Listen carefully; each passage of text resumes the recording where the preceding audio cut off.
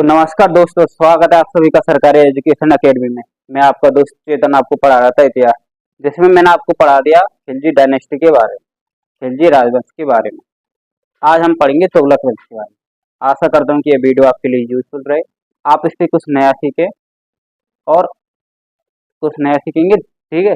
दूसरी बात, इस तुगलक वंश को पढ़ाने के बाद इसके प्रैक्टिस क्वेश्चन टेलीग्राम पर प्लस इस वीडियो की डिस्क्रिप्शन में डाल दिए और आप उनसे प्रैक्टिस करना, देखना कि किस प्रकार हम क्वेश्चन को टैकल कर पा रहे हैं। ठीक है। तो शुरू करते हैं तुगलक राजवंश। उससे पहले एक वार्ड कि बेहतर से बेहतर की तलाश करो, बेहतर से बेहतर की तलाश करो, मिले दरिया तो समुद्र की तलाश करो, बेहतर से बेहतर की तलाश करो, मिले दरिया समुद्र की तलाश करो। अक्सर टूट जाता है शीशा, अक्सर टूट जाता है शीशा पत्थर की चोट से, लेकिन पत्थर भी टूट जाए ऐसा शीशा तलाश करो। तो अपने आप को इम्प्रूव करो, हो जाएगा। ठीक है। हम पढ़ेंगे आज तुगलक डायनेस्टी के बारे में। तुगलक राजवंश के बारे में पढ़। ठीक है। सबसे पहले हमने पढ़ाया आपको गुलाम वंश, उसके बाद खिलजी वंश, अब तुगलक तुगलक वंश के बारे में पढ़ेंगे। मैंने आपको बताया था कि खुसरो शाह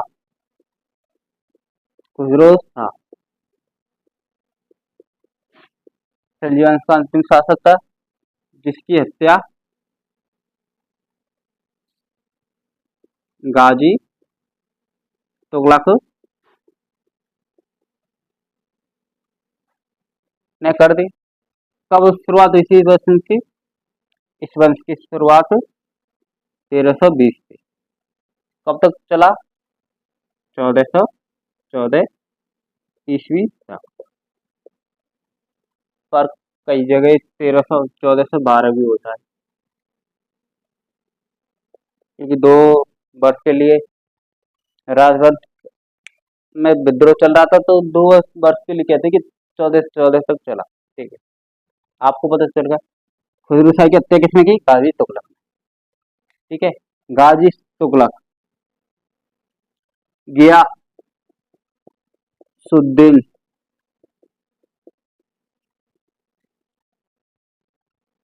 गयासुद्दीन तुगलक यानी गयासुद्दीन क्या थी इसकी उपाधि? क्या थी मेरे बच्चों? गयासुद्दीन क्या थी इसकी उपाधि थी। खुसरो शाह की हत्या करके गाजी तुगलक ने 1320 ईस्वी में अपने 1320 ईस्वी में अपने राजवंश की स्थापना की, कर दी। ठीक है। अब वो 1320 ईस्वी में इसने स्थापना कर दी। राजा बनने के बाद इसके सामने बहुत सारी समस्या थी, बहुत सारी समस्या थी। जैसे मैंने बताया आपको, खुसरो शाह ने सामंत, उलमा वर्ग, अमीर वर्ग पर अत्यधिक धन खर्च कर दिया, अत्यधिक धन खर्च कर दिया था, जिस कारण राजकोष खाली हो गया। भाई, किसी राज्य को चलाने के लिए सबसे पहले क्या जरूरी है? किसी राज्य को चलाने के लिए क्या जरूरी है? सबसे पहले धन। और जब राजकोष ही खाली है तो राज व्यवस्था कैसे चलेगी? कैसे सैनिकों को वेतन दिए जाएंगे? कैसे नए उद्योग धंधे के लिए इंक्रीज किया जाएगा लोगों को? तो सबसे पहले क्या इम्पोर्टेंट है? राजकोष। तो गयासुद्दीन तुगलक के सामने सबसे पहली समस्या थी कि कैसे न कैसे राजकोष में वृद्धि की जाए। ठीक है।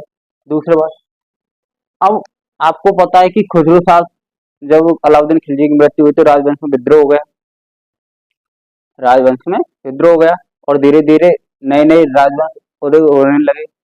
बंगाल हुआ, बिहार हुआ, उड़ीसा, यहाँ पर दिल्ली सल्तनत का शासन नामात्र कर है, यानी उसको भी एकत्रित करने का या उनको भी अपने अधीन बनाने का गयासुद्दीन तुगलक के पास वो था, चुनौती थी ना, कि उनको बंगाल, बिहार आदि को भी अपने राज्य में कैसे सम्मिलित किया, क्योंकि पहले वो अलाउद्दीन के समय तो एकत्रित हो गए, अब वो स्वतंत्र राजा के रूप में रहने लगे।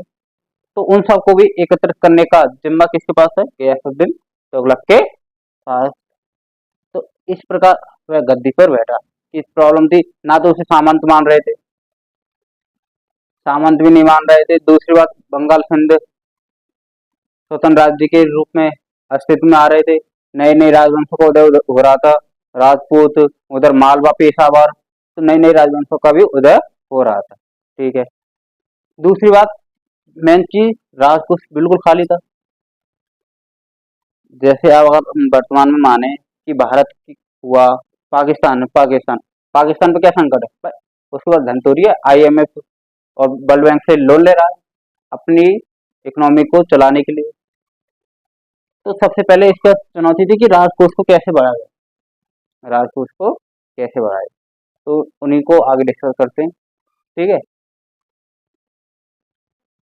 सबसे पहले क्या किया इसने, अपने का एक संस्थान तो बन गया है ये, समर्थन मांगा किससे? सामंत वर्ग और उलमा वर्ग से। सामंत वर्ग और उलमा वर्ग से समर्थन मांगा कि ऐसी ये प्रॉब्लम आ रही है, इनको निपटारा करने के लिए सहायता चाहिए, और उन्होंने समर्थन दे दिया। जिससे क्या हुआ, इसे वैधानिक स्वीकृति प्राप्त हो गई, वैधानिक स्वीकृति प्राप्त हो गई। ठीक है। अब 1321 में क्या किया इसने? 1321 ईस्वी में अपने बेटे जोना खान को, जोना खान जिसका नाम था उल्कू खान, इसी को क्या कहते हैं? मोहम्मद बिन तुगलक। क्या नाम से जानते हैं बच्चों? मोहम्मद बिन तुगलक को बारंगल, बारंगल, बारंगल कहाँ है? कर्नाटक में। और हाँ, इस पे का शासक था रुद्रदेव, रुद्रदेव पर आक्रमण करने के लिए भेजा, रुद्रदेव पर आक्रमण करने के लिए भेजा किसको? गुजौना खान को 1321 ईस्वी में किसने भेजा? गयासुद्दीन तुगलक ने। ठीक है। अब दूसरी बात, गया और रुद्रदेव, आपको पता है ना, अलाउद्दीन ने भी इस पे वो करा था आक्रमण, उसमें सफल हुआ था, याकूत वाला। तो उसके बाद रुद्रदेव ने क्या किया? अपनी शक्ति का विस्तार किया, शक्ति का विस्तार किया, और ये नए नए शासक बना था गयासुद्दीन तुगलक। तो इसमें भी असफल रहा। क्या रहा मेरे बच्चों? असफल, असफल रहा। ठीक है, असफल रहा। अब दोबारा आक्रमण किया, 1 साल का इंतजार करने के बाद असफल रहा। 1322 ईस्वी में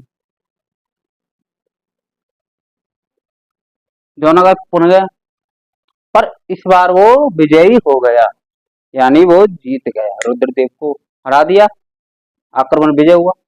इस कारण वारंगल से अत्यधिक धन की मात्रा प्राप्त हुई, अत्यधिक धन की मात्रा प्राप्त हुई। ठीक है, अत्यधिक धन की मात्रा प्राप्त हो गई। अब प्राप्त हो गई तो राजकोष में धीरे धीरे वृद्धि होने लगी।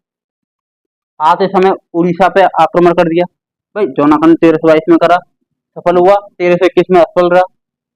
13 आते समय उड़ीसा पर आक्रमण किया और उसको भी जीत लिया। उस समय उसका शासक था भानुदेव, भानुदेव गुप्त, वहां से जीता, वहां से अत्यधिक मात्रा में धन प्राप्त हुआ, जिससे धीरे धीरे इंक्रीजमेंट होने लगा किसमें? राजकोट। ठीक है। जोना खान ने तो यहाँ काम किया। अब मैंने आपको बताया बंगाल, बिहार पर से शासन हटने लगा इनका, तो इस पर गयासुद्दीन तुगलक ने आक्रमण किया कि वहां भी तो जीतना है ना, उस जगह से भी अपनी स्वतंत्रता को कायम रखना है। तो गयासुद्दीन तुगलक ने बंगाल पर आक्रमण किया, और वहां से भी जीत गया, वहां से जीता, और अपने राज्य में, दिल्ली में उसे मिला लिया। ठीक है। अब बंगाल से आते समय बिहार पर आक्रमण किया। कहाँ आक्रमण किया मेरे बच्चों? बिहार, बिहार पर मिथिला। अब बिहार का पार्ट है मिथिला, मिथिला उस टाइम, अब मिथिला तो क्या नेपाल में, मिथिला नरेश। ठीक है। मिथिला पर आक्रमण किया, उसका शासक था कर्नाड, और पहली बार था जब किसी ने बिहार पर शासक स्थापित किया, यानी उसे अपने अधीन कर लिया। ठीक है मेरे बच्चे, बिहार को भी अपने अधीन मिला लिया। ठीक है। अब आगे चलते हैं। और और क्या हुआ? अब जैसे मैं आपको बताया कि राजकोष में धीरे धीरे वृद्धि हो रही थी, तो गयासुद्दीन तुगलक ने क्या किया कि और बढ़ना चाहिए कोष, और बढ़ना चाहिए। तो इसके लिए क्या किया, सबसे पहले इसने जो टैक्स कलेक्शन था ना उसकी वो रेट बढ़ा दी। पहले वो लेता था 1/5, यानी आप 5 रुपये कमा रहे हो तो 1 रुपये आपको राजकोष में जमा कराना पड़ेगा। लेकिन इसने क्या किया कि इसने टैक्स की रेट को 1/3 कर दिया, यानी आप 3 रुपये कमाओगे तो 1 रुपये आपको राजकोष में देना पड़े। यहाँ से भी इंक्रीज होने लगा, इंक्रीजमेंट होने लगा। दूसरी बात, जो अलाउद्दीन खिलजी था ना, अलाउद्दीन खिलजी ने जो भी नीति बना रखी थी, अलाउद्दीन खिलजी ने जो नीति बना रखी थी कठोर नीति, उनको उदार नीति में बदल दिया, उदार नीति में बदल दिया। जिससे क्या हुआ कि इसे राज्य का, जनता का समर्थन भी मिलने लगा और एक उदारवादी राजा के रूप में ये स्थापित होने लगा। ठीक है, ये चीज। अब हुआ क्या था कि 1325 में बंगाल जीत लिया। बंगाल जीतने के बाद ये आ रहा था दिल्ली। अब दिल्ली के पास होती है अफगानपुर, याद रखना, यहाँ से क्वेश्चन बनेगा। अफगानपुर में 1325 ईस्वी में रुका। तो रुका तो वहां पर बंगाल विजय के उपलक्ष्य में जश्न मना रहे थे लोग, सब सभी लोग क्या कर रहे थे मेरे बच्चों, जश्न मना रहे थे। तो जश्न मना रहे थे और जो भवन बना था ना वो लकड़ी का था, जो भवन बनाया हुआ था वो किसका था, लकड़ी का। तो लकड़ी का बना रहे थे, तो उस समय वो कौन, गयासुद्दीन तुगलक हाथी की नुमाइश के लिए, हाथी की नुमाइश कर रहे थे। हाथी की नुमाइश कर रहे थे, जो हाथी आए थे ना, हाथी की जश्न मना रहे थे। तो नए नए व्यापारी आ रहे थे, उनसे हाथियों के बारे में चर्चा कर रहे थे कि ये किस नस्ल का हाथी है, ये कैसा है, इसके दाम क्या थे। तो हुआ क्या था, जो लकड़ी का भवन था ना वो गिर गया, यानी वो मंडप गिर गया जिसमें वो इसकी नुमाइश कर रहे थे, और उस मलबे में गयासुद्दीन तुगलक की मृत्यु हो गई। क्या हो गई, गयासुद्दीन तुगलक की मृत्यु। ठीक है। अब वो इनमें बतूता कहता है कि इसे जौना खान का षड्यंत्र था, जिसमें उसे मार दिया। पर जौना खान का षड्यंत्र था जिसमें गयासुद्दीन तुगलक को मार दिया। अब लेकिन बर्नी और सरिस्ता कहते हैं यार जौना खान कैसा कर सके, क्योंकि उसने तो पहले ही से युवराज राजा घोषित कर दिया था गयासुद्दीन तुगलक ने। ये षड्यंत्र नागपुर मात्र और मात्र एक हादसा था। ठीक है। अब गयासुद्दीन तुगलक दिल्ली के पास अफगानपुर में जश्न मना रहा था, तो इसका एक वो था सूफी संत निजामुद्दीन औलिया। क्या था मेरे बच्चों, अब 1325 ईस्वी में, दिख रहा है ना, 1325 ईस्वी में अफगानपुर में, अफगानपुर में जश्न मना रहे थे। तो एक था निजामुद्दीन, निजामुद्दीन तौलिया, सॉरी औलिया, तौलिया नहीं औलिया, औलिया। तो कुछ मतभेद हो गए थे, मतभेद हो गए थे। तो निजामुद्दीन, और ये दूसरी बात, ये सूफी संत था, निजामुद्दीन तौलिया औलिया एक सूफी संत था। ठीक है। तो मतभेद हो गए, तो किसी बात विवाद में निजामुद्दीन औलिया ने कहा कि अभी दिल्ली दूर है, देख लेंगे तुम्हें, देख लेंगे आपको। कि निजामुद्दीन औलिया ने क्या कहा, अभी दिल्ली दूर है भाई, मालूम नहीं रास्ते में आपके साथ क्या हो जाए। और उसके 2 दिन बाद ही गयासुद्दीन तुगलक की मंडप गिरने से मृत्यु हो गई। निजामुद्दीन औलिया ने क्या कहा, अभी दिल्ली दूर है। क्या है मेरे बच्चों, अभी दिल्ली दूर है। ठीक है। तो आपसे क्वेश्चन पूछा जाता है कि अभी दिल्ली दूर है, किसने किसके समक्ष वो दिया था, तो निजामुद्दीन औलिया था। इसको याद कर लेना। ये क्या था, ये सूफी संत था। क्या था मेरे बच्चों, सूफी संत था। ठीक है। अब वो इतने सारे क्वेश्चन में जैसन तुगलक से क्या पूछा जाएगा, इसने बनवाई टैक्स कलेक्शन को 1/5 से 1/3 कर दिया। ठीक है। निजामुद्दीन औलिया के बारे में पूछा जाएगा, इसका पुत्र कौन था, जौना खान, जिसे उल्लू खान के नाम से जाना जाता है, जो मोहम्मद बिन तुगलक के नाम से प्रख्यात हुआ। ठीक है। और 1321 में इसने वारंगल पर आक्रमण किया। एक दूसरे अधिक कुशल सेना नायक भी था गैसुद्दीन तुगलक, कुशल सेना नायक था, तभी तो उसने राज्य का इंक्रीजमेंट किया। आपको बताया था कि जब ये शासक बना था ना तो राष्ट्र को उसमें वृद्धि ना कुछ भी, ना इसे उलमा वर्ग मान रहा, अमीर वर्ग मान रहे थे, सामंत भी नहीं मान रहे थे। सिंध और बंगाल पर भी इनका शासन धीरे धीरे घटने लगा, तो इन सबको इंक्रीजमेंट करने। ठीक है, अब इन सब के बारे में पढ़ लिया। क्वेश्चन यहीं से आएगा, इनसे बाहर कुछ भी नहीं आने वाला, कुछ भी नहीं आने वाला। अब पढ़ते हैं मोहम्मद बिन तुगलक के बारे में। ठीक है, आई होप आप इसको नोट डाउन कर सकते हो। हाँ, अब अगर अगली बार से आपके लिए, अगली बार से क्या करेंगे, इनकी शॉर्ट नोट्स भी आपको अवेलेबल करा देंगे। ठीक है, क्योंकि अपन आपको पढ़ाई तो रहे हैं, इनकी नोट्स थोड़ी बना रहे होगे आप, एक समझ रहे हो। तो अगली बार से क्या करेंगे, इनके नोट्स भी, शॉर्ट नोट्स आपको प्रोवाइड किए जाएंगे। ठीक है, मैं एक इतिहास की बुक बना रहे हैं जिसमें शॉर्ट नोट्स की, जो आपके लिए कोई भी कंपटीशन एग्जाम होगा उसमें वो काम आएगी। आशा करता हूँ कि यह वीडियो आपके लिए यूजफुल रहेगी। ठीक है, तो अब जोना खान भाई 1325 में मृत्यु हो गई, तो 1325 में जोना खान उल्लू खान किसके नाम से, मोहम्मद बिन तुगलक के नाम से यानी गद्दी पर बैठता है। ठीक है, तो अब कौन बना, मोहम्मद बिन तुगलक। जैसे बिन तुगलक की 1325 ईस्वी में मौत हो गई, मृत्यु हो गई, तो 1325 में कौन बना, मोहम्मद बिन तुगलक, और 1351 तक शासन किया। ठीक है, अब ये एक योग्य शासक था, पढ़ा लिखा शासक था, योग्य शासक था, पढ़ा लिखा शासक था, पर बाय डिफॉल्ट इसकी योजनाएं सक्सेस नहीं हो पाई। कोई भी योजना थी वो सक्सेस नहीं हो पाई, चाहे परिस्थिति ऐसी बनी या इनकी किस्मती बेकार थी। तो मतलब इसकी पढ़े लिखे योग्य शासक होने के बाद कोई भी योजना इसकी सफल नहीं हो पाई, जिस कारण यहाँ की जनता इसे मूर्खों का राजा भी कहा कहती थी। मूर्खों का राजा किस कहती थी, मोहम्मद बिन तुगलक। ठीक है, दूसरी बात कि इसका राज्य विस्तार पूरब में, पश्चिम में तो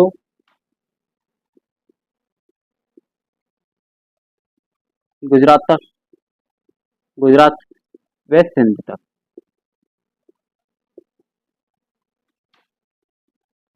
पूरब में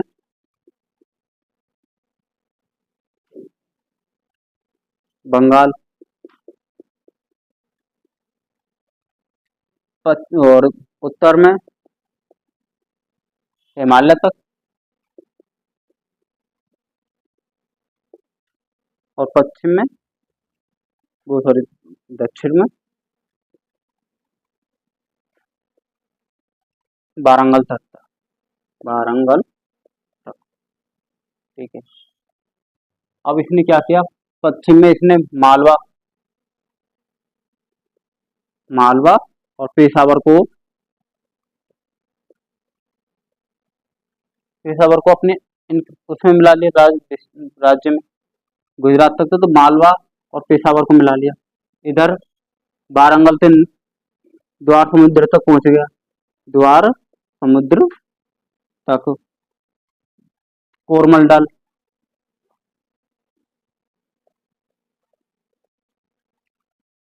तक अपने शासन को फैला लिया था।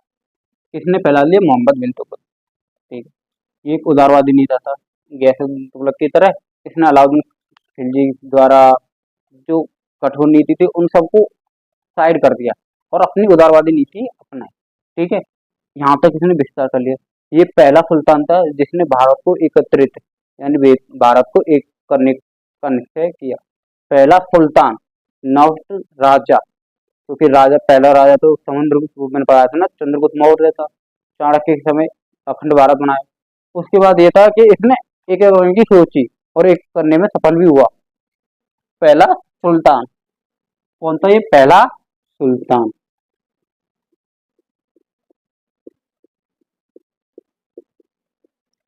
ठीक है मेरे बच्चों, कौन था, ये पहला सुल्तान। ठीक है, अब इसके समय इनवे बतूता भारत आया 1333 ईस्वी में। इनवे बतूता, केवल ने बतूता, इब्ने बतूता भारत आए 1333 ईस्वी में स्थल मार्ग से, और वो भी घोड़े से। कहाँ का यात्री था? मोरक्को का। कहाँ का था मेरे बच्चों? मोरक्का, मोरक्को। इसने अपनी एक पुस्तक लिखी थी, रहला। क्या लिखी थी? रहला। क्या लिखी मेरे बच्चों? रहला। इसके बारे में लिखा, रहला लिखी। ये पहला शासक था जो हिंदुओं के त्योहारों में एकत्रित होता था। पहला शासक था जो हिंदुओं के त्योहारों में एकत्रित होता था। होली, दिवाली। दूसरी बात, इसका जैन ग्रंथों, याद रखना, जैन ग्रंथों में भी इसका उल्लेख है कि इसकी नीति वो सहिष्णु थी। कैसी थी? सहिष्णु। जैन ग्रंथों, जैन ग्रंथों में उल्लेख, सहिष्णु, समझ रहे हो, इनके बारे में उल्लेख। इसने 5 योजना चलाई। चाहे इसने राजधानी परिवर्तन कराओ, चाहे सांकेतिक मुद्रा का प्रचलन कराओ, खुरासान अभियान हो, कराचीन अभियान हो, या धोआ में कर वृद्धि, ये सब इसके द्वारा चलाई गई। इसका मानना था, इसके क्या मानना था कि, क्या मानना था कि राजा होता है ना, वो ईश्वर का प्रतिनिधि होता है, और राजा को ईश्वर के समतुल्य मानना चाहिए। क्या करना चाहिए मेरे बच्चों? राजा को ईश्वर के समतुल्य ही मानना चाहिए, क्योंकि राजा ईश्वर का प्रतिनिधि होता है। राजा आम व्यक्ति नहीं होता है। राजा आम व्यक्ति नहीं होता है। ये सब किसका मानना था? बलबन का। किसका था मेरे बच्चों? बलबन भी तो ऐसे कहते थे कि राजा कोई आम व्यक्ति थोड़ी होता है, राजा तो प्रतिनिधि होता है, एज अ गॉड, गॉड का प्रतिनिधि होता है, राजा आम व्यक्ति थोड़ी है। ठीक है, ये सब भी इसका मानना। ठीक है, अब इनको नोट डाउन कर लो। इसके 5 बेहतर योजना सुधार, उनके बारे में पढ़ते हैं। ठीक है, दूसरी बात, उनको उतार लो। ठीक है, ठीक है। इसका दूसरी बात, इसके टाइम पर मंगोल आक्रमण हुआ था। अक्सर एग्जाम में क्वेश्चन पूछा जाता है, मंगोल आक्रमण। एक तो हुआ था इल्तुतमिश के समय, और एक हुआ था अलाउद्दीन खिलजी के समय। जब मैंने आपको बताया था कि 1300 उसमें चित्तौड़ पर आक्रमण किया था ना, इसने अलाउद्दीन खिलजी ने, तब भी मंगोल का आक्रमण हुआ था। और ऐसे ही इसके सामने हुआ मंगोल का आक्रमण।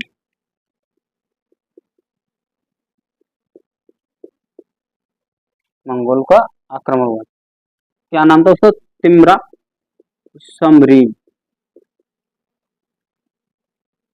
तिम्रा समरीन, मंगोल आक्रमण हुआ था, जिसमें का मोहम्मद बिन तुगलक को ज्यादा कोई प्रभाव नहीं पड़ा, बल्कि इसको हरा दिया था। और इसको हराने के बाद ही इसने खुरासान अभियान किया था। खुरासान अभियान, मंगोल आक्रमण हुआ था, तिम्रा समरीन था इसका नाम। अब दूसरा, इसी को हराने के बाद इसने सोचा कि अपने राज्य विस्तार को मध्य एशिया तक पहुंचाएगा। मध्य एशिया तक, इसीलिए इसने खुरासान अभियान शुरू किया। खुरासान अभियान, इसने क्या किया? इसके पास रखी 4 लाख की फौज, और उनको पहले ही वेतन दे दिया, और डबल वेतन दे दिया। खुरासान अभियान में डबल वेतन दे दिया, मध्य एशिया को जिसने गया डबल वेतन दे दिया। ठीक है, अब हुआ क्या था कि परिस्थिति ऐसी बनी कि बाढ़, अकाल, इनकी बाढ़ आ गई थी उधर की साइड, तो ये योजना को सक्सेस नहीं कर पाए, जिस कारण इसको योजना रोकनी पड़ी, यानी खुरासान अभियान रोकना पड़ा, जिससे 4 लाखों को बेरोजगार में हो गए। भाई सैनिक 4 लाख को भर्ती कर लिया, अब बेरोजगार हो गए, जिससे विद्रोह हो गया। विद्रोह हो गया, बस मंगोल को आक्रमण करके इसको जीत लिया। तो इसने क्या किया कि आगे मध्य एशिया को जीतना चाहिए, इसलिए सैनिकों को 4 लाख सैनिकों को वेतन देती, डबल वेतन देती, जिससे क्या हुआ कि अकाल मतलब परिस्थिति बिगड़ गई, तो ये हट गया खुरासान अभियान। ऐसी सांकेतिक मुद्रा, वो क्या था? राजधानी परिवर्तन। राजधानी परिवर्तन, पहले दिल्ली थी राजधानी, तो इसने क्या किया कि दिल्ली से देवगिरी दौलताबाद लेने को आया राजधानी को, और इसका निर्णय भी सही था। भाई दिल्ली से राजधानी को दौलताबाद देवगिरी ले जाने का, क्योंकि इससे दक्षिण पर भी, उत्तर पे भी, पूरा पश्चिम सब पर नियंत्रण स्थापित किया जाता है। क्योंकि दिल्ली से तो हम केवल उत्तर और पश्चिम पे, थोड़ा बहुत पूरब पे भी नियंत्रण, पर दक्षिण पर नहीं कर पा रहे ना, तो इसने क्या किया कि इसने राजधानी को परिवर्तन कर दिल्ली से दौलताबाद ले गए। निर्णय सही था, पर परिस्थिति बिगड़ी अकाल की। इसने पहले तो अपने सामंत और उर्मावर्ग को भेजा वहां पर, और वे बना दिए क्या कहते हैं सराय। सरायों में क्या करते थे कि 4-4 किलोमीटर के पे खाने पीने की व्यवस्था कर दे। और यहाँ भी परिस्थिति बिगड़ी। परिस्थिति क्या बिगड़ी ये मतलब नहीं है, ये मतलब है कि ये योजना भी असफल रही इनकी, राजधानी परिवर्तन, यानी इन्हें देवगिरी से पुनः दिल्ली आना पड़ा। योजना तो सही थी पर सक्सेस ही नहीं हो पाई। योजना तो सही थी पर लेकिन सक्सेस नहीं हो पाई, समझ रहे हो। योजना तो सही थी पर सक्सेस नहीं हुई। ठीक है, कोई दिक्कत नहीं। अब इसने करा सांकेतिक मुद्रा का प्रचलन।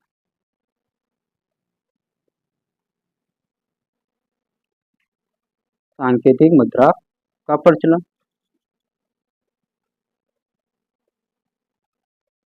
सांकेतिक मुद्रा का प्रचलन करें, 1 मिनट। ठीक है, सांकेतिक मुद्रा के प्रचलन में क्या था। सांकेतिक मुद्रा का प्रचलन चीन, ईरान, इराक इधर की साइड होता था। थोड़ा सा ग्रीक यूनान में भी होता था। और क्या होता था, इधर की साइड होता था। ठीक है, अब इसने क्या किया, सांकेतिक मुद्रा का प्रचलन करा था। इसके समय पहले चांदी के सिक्के चलते थे, तो इसने क्या चांदी के तांबे के सिक्के बाजार में उतार दिए। जो चांदी के सिक्कों की वैल्यू थी उसने ही तांबे के सिक्कों की वैल्यू कर दी। ठीक है, यानी चांदी इक्वल टू तांबा कर दिया इसने। अब भाई तांबा इक्वल टू चांदी कर दी तो क्या हुआ, कालाबाजारी शुरू हो गई। दूसरा, इसने न तांबे के सिक्के पर कोई अपनी मोहर लगाई, राज की मोहर। तो हुआ क्या था कि वहां के आम लोगों ने ना अपने घर में ही इनकी टक्सल डाल दी और घर पे ही तांबे के सिक्के बनाने लगे। तो क्या हुआ, धीरे धीरे बाजार मार्केट से चांदी गायब हो गई और तांबे ही तांबे रह गए, जिससे राज व्यवस्था चरमराने का खतरा बढ़ गया। तो इसमें मोहम्मद बिन तुगलक ने शीघ्र अतिशीघ्र सभी तांबे के सिक्कों को राजकोष में जमा कराया और चांदी के सिक्कों को पुनः लागू किया। तो ये असफल हो गया। ये ऐसी कराची अभियान था।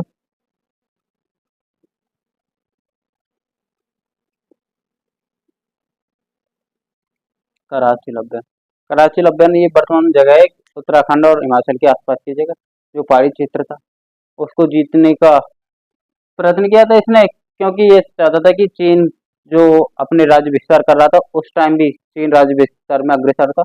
अब भी करता है, अपने अगल बगल के राज्य क्या करता है देशों को अपने अधीन करने की कोशिश। तो चीन उस टाइम हिमालय तक पहुंचने की कोशिश कर रहा था, हिमालय के इधर की साइड।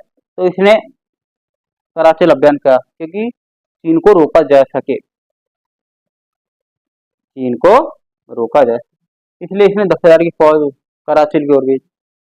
अब मैंने बताया ना कि पहाड़ी क्षेत्र होने के कारण विपरीत परिस्थिति, अनुकूल वातावरण न मिलने के कारण ये सब बयान भी असफल हो गया।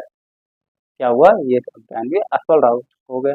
और इसमें इसमें क्या हुआ था कि 10,000 की सैनिक भेजी तो उसमें से मात्र 10 सैनिक लौट के आए, यानी 9,990 की डेथ हो गई थी उसी समय, उस अभियान में, कराची अभियान। ठीक है, अब दबाव में कर वृद्धि, ये लास्ट पॉइंट था इसका, दबाव में कर वृद्धि।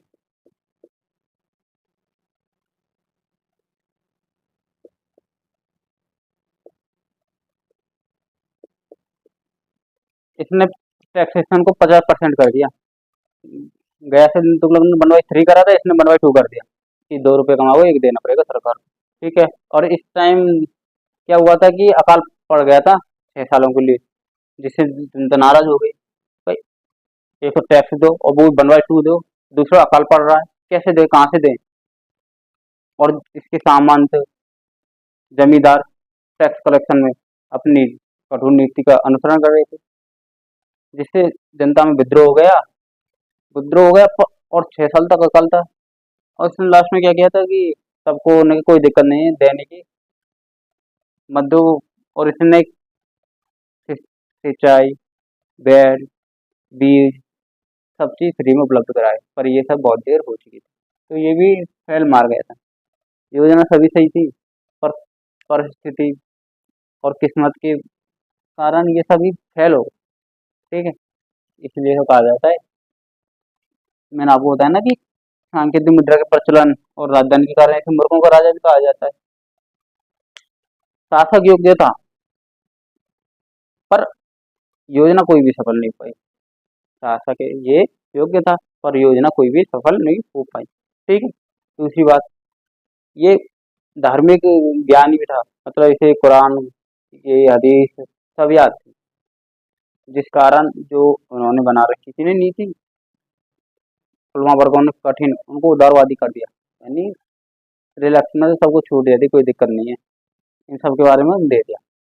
ये हिंदुओं के त्योहार होली दिवाली इन सब में सम्मिलित होता था, जैन ग्रंथों में भी इसका उल्लेख है। ठीक है। अब 1351 में इसकी मृत्यु हो गई, और इसके बाद इसका पुत्र फिरोज तुगलक शासक बना। उसके बारे में पढ़ते हैं। आइयो, यहाँ तक आपको समझ में आया होगा। और दूसरी बात, इन सब पे क्वेश्चन आएंगे, जो आपको नीचे टेलीग्राम में लिंक में पीडीएफ मिल जाएगी, वहाँ से आप देख सकते हो, उनकी प्रैक्टिस कर सकते हो। इनके शॉर्ट नोट भी आपको उपलब्ध करा दिए जाएंगे। ठीक है। आशा करता हूँ कि आप हमारे साथ जुड़ोगे, सपोर्ट करोगे। तो फिरोज तुगलक के बारे में पढ़ते हैं, जो लास्ट था शक्तिशाली तुगलक वंश का, उसके बाद तो पतन की ओर अग्रसर हो गए। ठीक है। एक दूसरी बात है, इसने दीवानी खोई की भी स्थापना की थी। दीवाने खोई, दीवाने खोई, दीवानी खोई कृषि से संबंधित थी, कृषि से संबंधित। दुआ में कर वृद्धि की थी ना, उस टाइम ये करी थी। ठीक है। इसको भी देख लेना, दीवानी खोई भी अक्सर पूछ लेता है कि दीवानी खोई की स्थापना किसने की थी। तो ये था मोहम्मद बिन तुगलक। ठीक है। अब इसके बाद पढ़ते हैं फिरोज शाह तुगलक। फिरोज शाह तुगलक ने भारत के लिए बहुत सी ऐसी चीज दी थी जो जिसके बारे में अब वर्तमान में भी पूछा जाता है। मतलब इसकी योजना बहुत सफल थी। अक्सर यूपीएससी में भी दो तीन बार पूछा गया है कि फिरोज शाह तुगलक की योजनाओं को बताइए, भारत के कुशल शासकों में से एक था क्यों, उन सब के बारे में पढ़ते हैं। पर हम तो फिरोज शाह तुगलक, इसका शासन था 1351 से 88, यानी 37 वर्षों तक इसने शासन किया। कितने वर्षों तक शासन किया इसने? 37 वर्षों तक। 37। ठीक। दूसरी बात, इसको झीलों,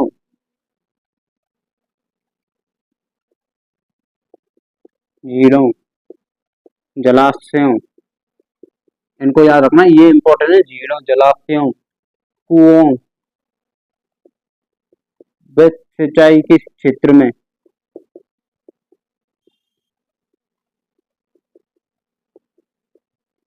अहम योगदान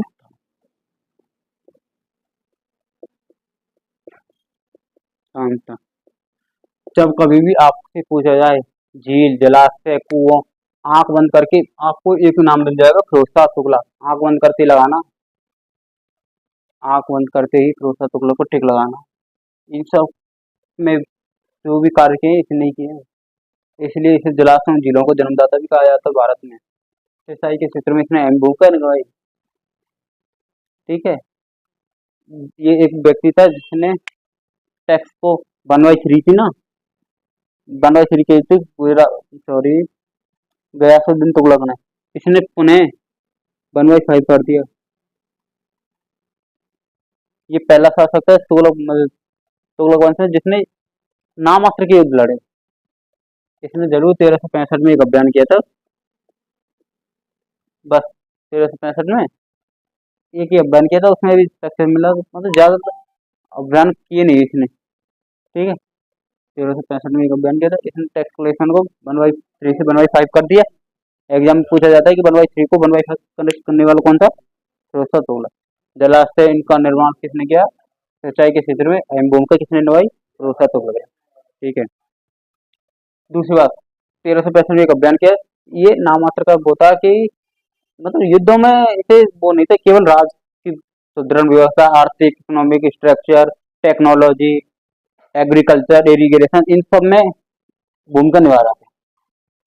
इसे युद्धों से मतलब नहीं था, और इसके सामने टिकने वाला भी कोई नहीं था कि जिससे युद्ध करे, संघर्ष हो। तो इसने बहुत वो करा था, जलाशय, बावड़ी, इन सब का निर्माण इसने कराया था। प्लस इन्हें नई नई नगर बसाए, नगर, जिसमें पहला आता है जौनपुर। जौनपुर इसने बनाया था जौनपुर अपने पिता की याद में। पिता क्या था की याद में, पिता की याद में। कौन था? मोहम्मद बिन तुगलक। फतेहाबाद, फतेहाबाद, फिरोजपुर,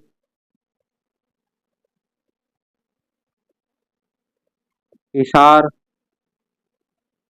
फिरोजाबाद,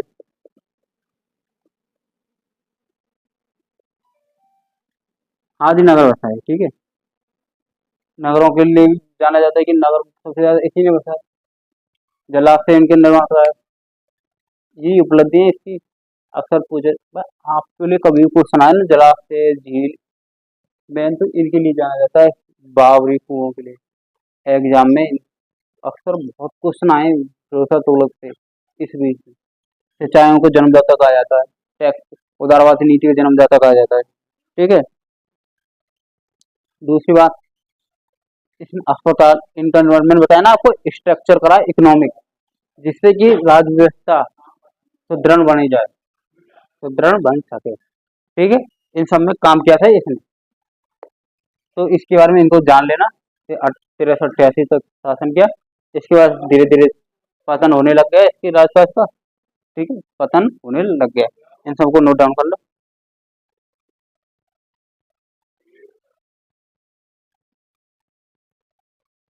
बंद करने के बाद, ठीक है, 1388 तक इसने शासन किया।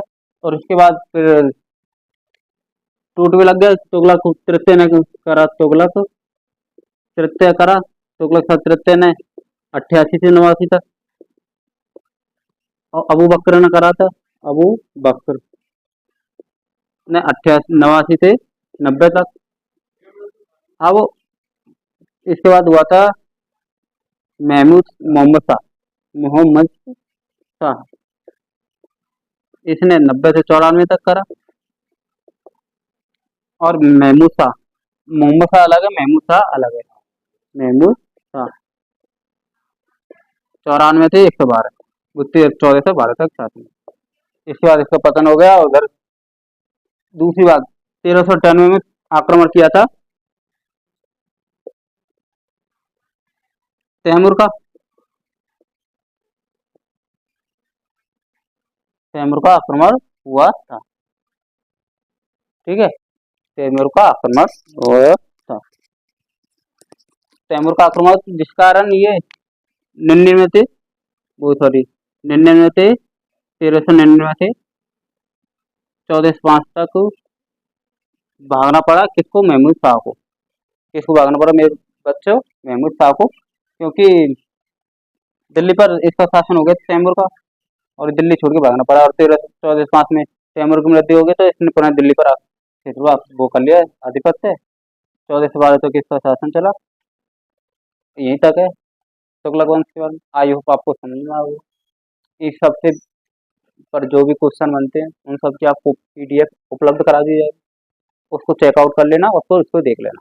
ठीक है मेरे बच्चों, आई होप आपको आज समझ में आया होगा कुछ ना कुछ तो। जय हिंद, जय भारत, जय श्री कृष्ण।